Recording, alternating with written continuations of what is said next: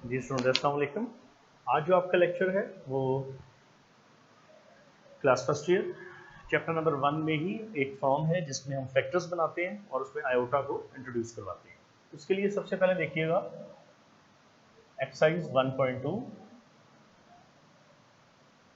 Chapter number 1। इसमें आपके पास अगर आप एक्स स्क्वायर 9y स्क्वायर इसको फैक्टराइज करना चाहते हैं तो इसके लिए आपके पास इसके कुछ सॉल्यूशंस हो। छोटा सा टॉपिक है ये और एमसीक्यूज और शॉर्ट क्वेश्चंस के लिए इसकी इंपॉर्टेंस ज़्यादा है। एक्स स्क्वायर नेगेटिव इंट्रोड्यूस करवाएंगे, आयोटा स्क्वायर, वाई स्क्वायर ये एक्स का square, 3 iota Y square, X plus 3 iota Y और इसी तरह एक्स मनफी 3 आयोटा वाई। जो आपके पास ये फॉर्म है ये A square B square is equal to A plus B and A minus B.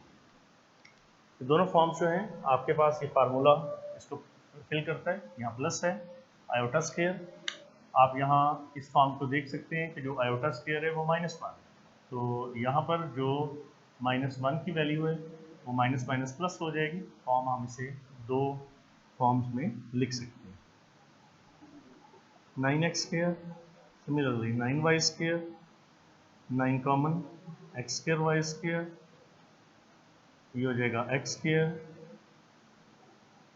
Iota Y का स्क्वायर, एक्स जमा आयोटा वाई,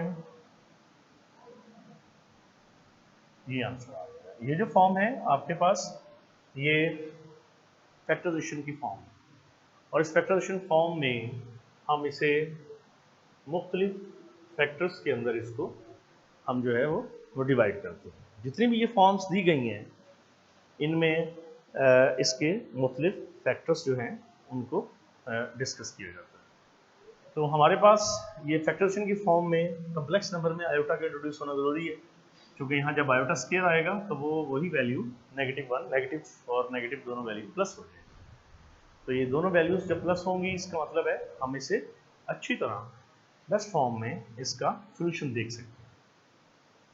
हमारे पास जितने भी यहाँ सोल्यूशंस आ रहे हैं या हम जितने भी यहाँ क्वेश्चंस कर रहे हैं इन क्वेश्चंस में एक चीज़ कॉमन होगी कि आयोटा फैक्टर्स के अंदर आयोटा स्क्वायर -1 इसमें बहुत रोल है इसका, जो कि अगर -1 लेंगे तो आयोटा स्क्वायर -1 माइनस माइनस क्या हो जाएगा प्लस हो जाएगा। तो यही फॉर्म है कि हम इसे फैक्टर्स बना के written in terms of two terms के सूरत में लिख सकते हैं, फैक्टर्स बन सकते हैं, जिसको हम इससे पहले फैक्टराइजेशन मेथड के अंदर भी हम यूज़ करते आए हैं। लेकिन उसमें हमारे पास फार्मूला जो है ये 9x स्क्वायर और 16y स्क्वायर है, तो हम इसे 3x इस तरह पहले हल कर चुके हैं। इसको यहाँ पर आप उसी तरह 4y और 3x मनफी 4y ये फॉर्म चेक कर चुके हैं। ये कम्प्लेक्स नंबर की सोल्यूशन फॉर्म होगी और इसमें हमने जितने भी वैल्यूज़ को इंट्रोड्यूस करवाना है या वैल्यूज़ लिखनी है, रिप्रेजेंट करनी है, उनको इन फॉर्म के अंदर हम लिख सकते हैं। हमारे पास एक क्वेश्चन होगा, इसी में एक टॉपिक है जिसको हम आर्गन डायग्राम पढ़ते हैं। कम्प्लेक्स नंबर का ये बेसिक टॉपिक है शॉर्ट क्वेश्चन के तौर पे। इसमें अगर हम कम्प्लेक्स नंबर को रिप्रेजेंट्स कम्प्लेक्स नंबर ऑन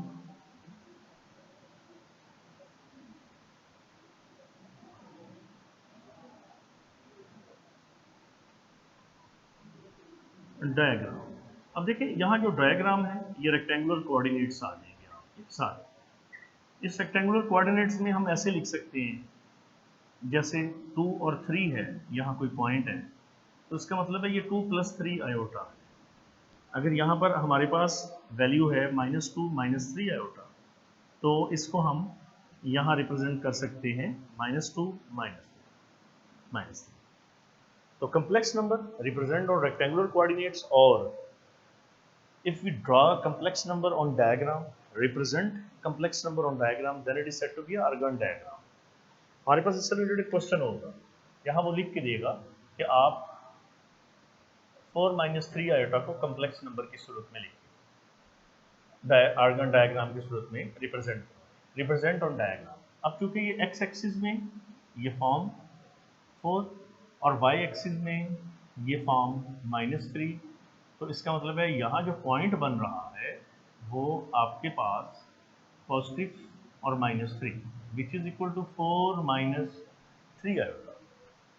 तो ये जो फॉर्म है ये रिप्रेजेंट करेगी कम्प्लेक्स नंबर। इसमें y for negative and x for यहाँ पर पॉजिटिव रिप्रेजेंट कर रहा है। ये 3 फॉर्म्स हैं, ये आर्गन डायग्राम की फॉर्म्स होती हैं। और यहाँ पर ये चीज़ क्लियर कर लीजिएगा कि जब हम कम्प्लेक्स नंबर को आर्गन डायग्राम की फॉर्म में लिखते हैं, वन मोर भी हो सकती है। बेसिक जो इसमें इंट्रोडक्शन है वो आर्गन डायग्राम का है। तो रिप्रेजेंट वन और मोर complex number on diagram then it is said to be a argand diagram। तो इसमें complex number जितने भी यहाँ डिफाइन होंगे आप उनको डायग्राम की सूरत में रिप्रेजेंट कर सकते हैं। हमारे पास यहाँ एक और क्वेश्चन होगा 1/2 प्लस 3/2 आयोटा, जिसको हम लिख सकते हैं 1/2 और 3/2, और ये लिखा जाता है 0.5। 3/2 जो है इसको हम रिप्रेजेंट कर देते हैं यहाँ पॉइंट डेसिमल और 5/10 से, ये 1.5 हो जाता है।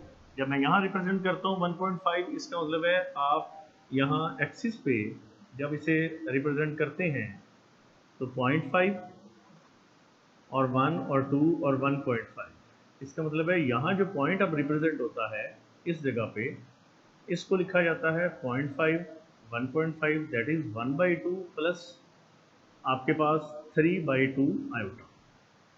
तो ये जो फॉर्म यहाँ दी गई है ये कम्प्लेक्स नंबर की फॉर्म है। इसमें 0.5 यहाँ एक्स एक्सिस को रिप्रेजेंट कर रहा है, जबकि 3/2 विच इज इक्वल टू 1.5 ये रिप्रेजेंट कर रहा है Y.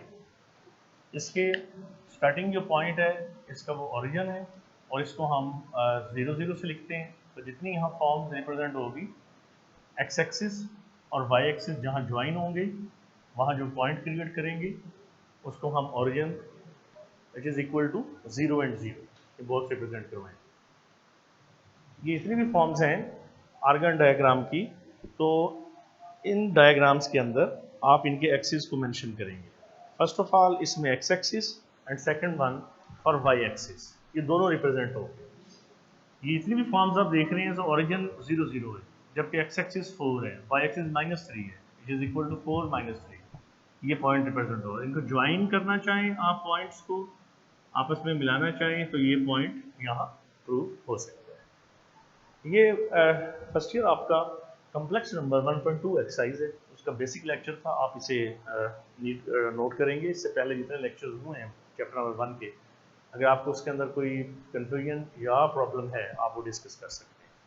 Thank you very much.